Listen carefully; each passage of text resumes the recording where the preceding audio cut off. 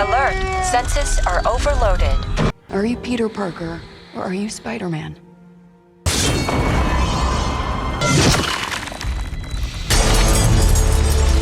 Banner, please, look at me!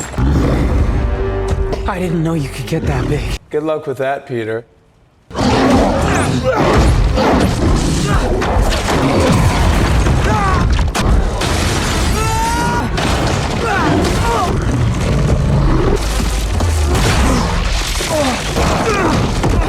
Our story starts with Peter building novel web shooters and upgrading his gear. Actually, we witness all this while hearing the full message of that note he wished to read to MJ during No Way Home as climax. Spider-Man relocated within New York and kept up his duty protecting his community. For instance, Scorpion along with Tombstone were regular targets. He kept visiting May while constantly watching over his closest companions from afar. Currently, in present times, he works alongside Detective Jean DeWolf. Naturally, she lacks knowledge regarding who remains beneath the mask, yet she feels immensely thankful towards Spidey since he frequently rescues their squad, like when Peter single-handedly eliminated the Hand, that deadly ninja syndicate. Actually, this afternoon Jean was already dismissing him to rest, but unexpectedly an alarm blares. A heavy tank is speeding through, destroying whole streets, heading directly toward a local jail. Spidey pulls off crazy acrobatics trying to stop this vehicle, all while preventing innocent bystanders from dying. Yet right as he prepares to halt it, Punisher arrives wanting to assist as well, though using his methods. Frank couldn't care less. If civilians stand nearby, they're merely collateral damage to him. Regardless, Peter halts him because Frank won't accomplish anything, yet that interference causes the tank to obliterate an apartment complex. Peter arrives on scene and finds an elderly lady riding inside, but suddenly things turn extremely bizarre. It appears that old woman was possessed, as this entity jumps between bodies. Its target involves reaching Scorpion, who is getting transferred toward a different high-security facility. Ultimately, it forces guards to transport Scorpion elsewhere, leaving Spidey alone alongside a possessed officer. That spirit tried entering Peter's mind, but damn it failed, remaining stunned because that never occurred before in its entire existence. Right after, Peter lost control due to that distraction anyway, since the monster had planted explosives inside the tank. Throughout all this time, Spider-Man has somehow maintained communication with Yelena, Black Widow's sister. Remember, she remains searching for prospective Avengers, and thus, while sitting inside her office conducting interviews her own way, she supplies him details regarding what potentially transpired. They must uncover whoever is managing the mind control, because it's happened roughly 4 separate times, and she only possesses one main clue repeatedly mentioned, something named Baymax, which I don't fully comprehend, but that's why Spider-Man is here. Spidey heads straight toward the damage control building because Yelena suggested he would likely gather information there. Sure enough, right here he encounters Bill Metter, the head director, who personally takes Spider-Man around the facility to guarantee that this organization conceals no suspicious operations. Actually, they take gear previously wielded by villains to perform good deeds. They've even negotiated with the Hand, so those ninjas do good work. Bill, capitalizing on having Spider-Man right beside him, requests a little favor. Asterisk, my friend, since you're here, could you assist us in tracking that entity causing all this mind control? I know it seeks something precious hidden inside our vault, so we must stop its entry here. Asterisk Peter doesn't inquire what's stored inside either, but seeing nothing wrong, fine, he agrees to assist. Peter requests another assignment from the officer, yet backs out. That's because he spotted Ned, and since he knows they're hosting a celebration party today, because Ned and MJ are moving into a place together, he decides to visit that party carrying flowers to congratulate both. Here he meets Ned, who, heads up, has been researching Spider-Man for a long time, though claims it's for no sinister reason. They've simply constantly been rescued by the hero, so he wants to meet him someday to offer thanks personally. Right then MJ enters and greets Peter as well. Man, my guy became so anxious. This was another attempt at revealing everything, yet he cannot pull it off, and we just watch my poor friend's heart shatter when we learn MJ already has a boyfriend. That moment is critical for Peter. My man departs the venue furious, and screw it. He releases all his built-up rage, yet this fury triggers a weird pain inside his wrist that ultimately knocks him unconscious. Inside a dream, he remembers May along with the wise guidance she used to give him. Yet when my hero awakens, everything appears super strange. Peter wakes up encapsulated within a web pod, and his bedroom is covered in webbing too. What the hell happened? His digital assistant informs him he experienced sensory overload caused by an emotion that proved too intense. Put simply, it's like Peter unlocked Super Saiyan 2, yet Peter doesn't enjoy it much since it hurts. In fact, natural webs even began shooting out, just like Tobey Maguire's Spider-Man. And remembering him, he attempts to control it. Alert. Sensors are overloaded. How does this conclude? Peter goes straight towards Scorpion, who is starting a riot.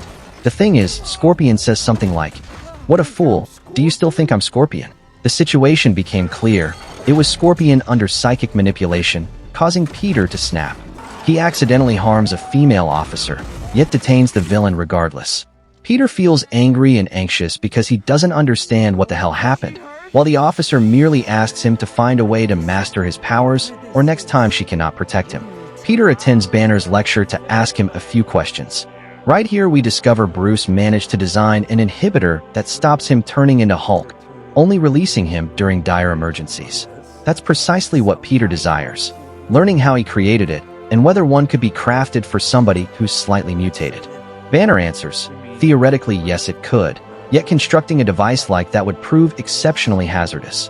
You'd possess an absolute universal inhibitor capable of suppressing any form of power. Bruce recommends that it would be smarter to discover a method to manage his mutation instead of taking a gamble like that. Hearing that, Peter had enough motivation to start working. In barely any time, Peter managed to replicate Banner's device and tested it out. The downside was that it overheated extremely fast, yet that explosion was enough for the entity to track him down once more.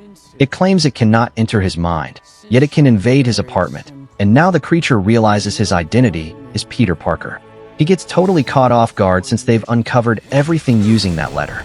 Armed with this info, the monster threatens to locate MJ to eliminate her, while Peter, simultaneously fighting the unstable inhibitor and organic webbing, attempts using his AI to track the entity's teleports. Fortunately, he managed to block it. That creature can only jump 10 meters maximum, so he traps it inside a helicopter, allowing Peter sufficient time to hurry over to MJ and declare he's there to rescue her. MJ understands nothing, yet follows along. What the hell? And once they reach a secluded spot, MJ starts demanding the truth. She's always felt a bond.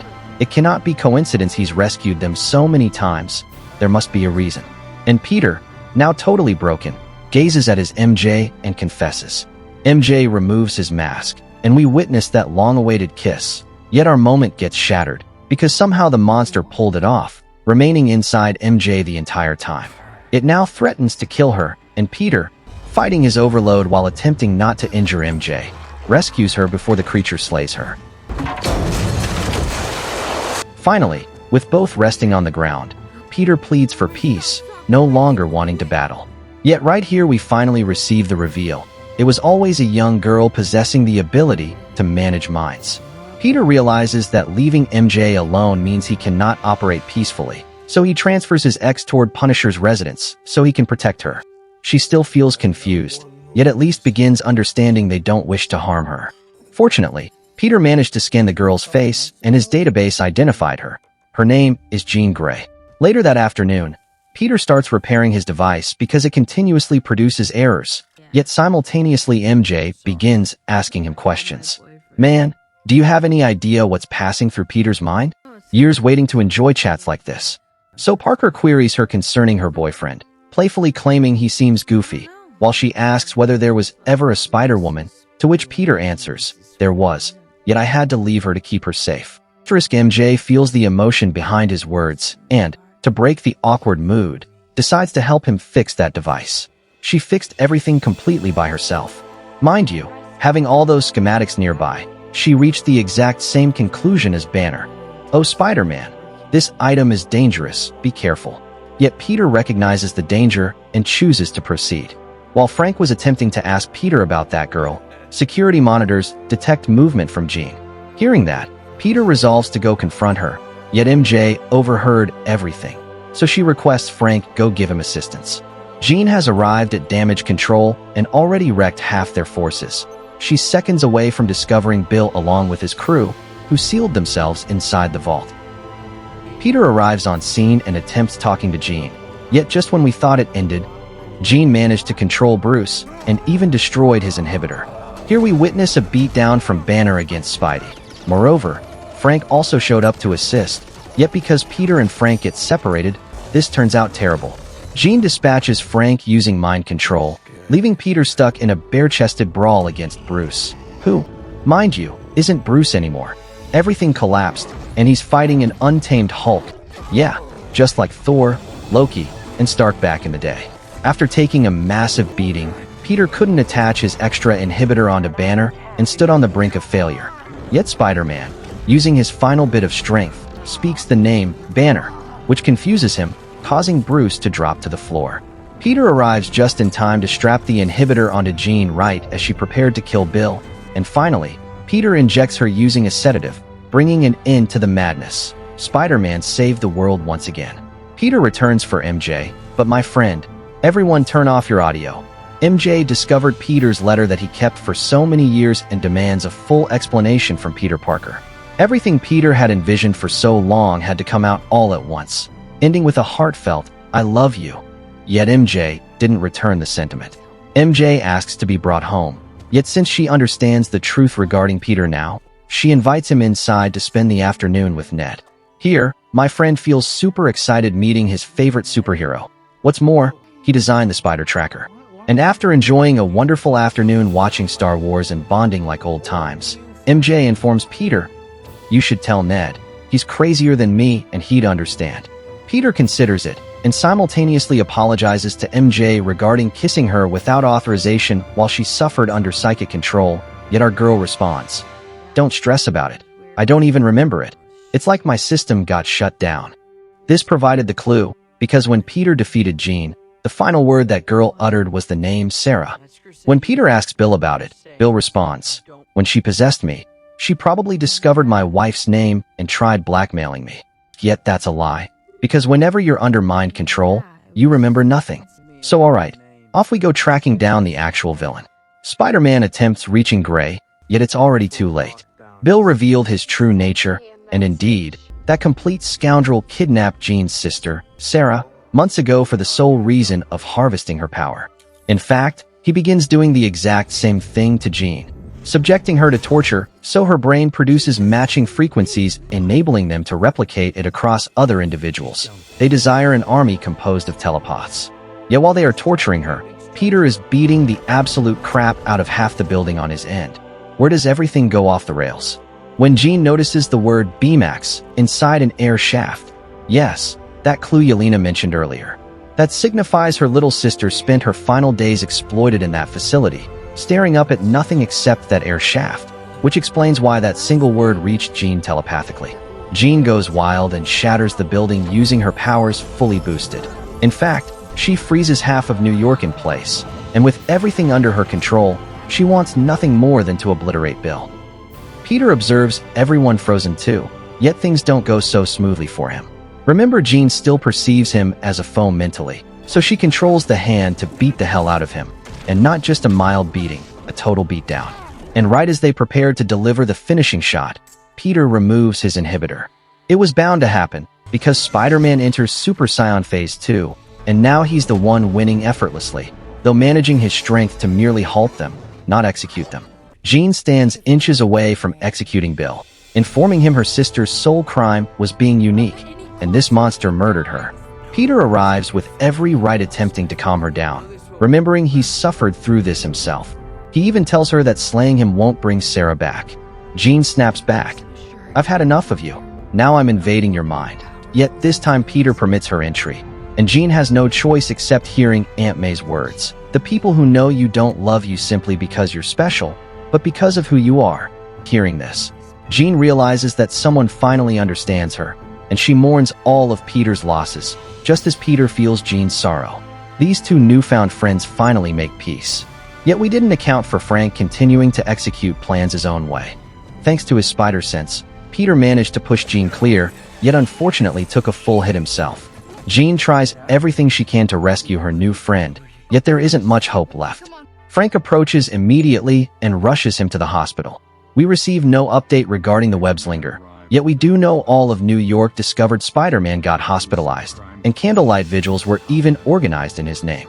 Days following his coma, Peter woke up because he still retains a contract for Avengers. Secret Wars, no joke. Here Frank apologizes to him, carrying tears inside his eyes because he didn't intend to do it. Yet Peter replies, "It's all good." He chuckles because Frank shed a tiny tear. Right then, Frank reassures him he did everything to shield his identity, even during surgery, thanks to Jean employing a little magic to save him, and to ensure he can exit safely. When Peter leaves the medical center, nobody notices because Frank orchestrated a distraction to help him out. Weary reaching the conclusion, yes, Jean managed to escape, while MJ remains left with more questions than answers. Peter visits May's tomb once more to thank her, and we gain a few extra details, like Bill remaining a fugitive, and that one afternoon Peter resolved to greet Ned as himself. The thing is, Peter merely performs their secret handshake, and Ned understood everything instantly, returned it, and realized his friend had returned.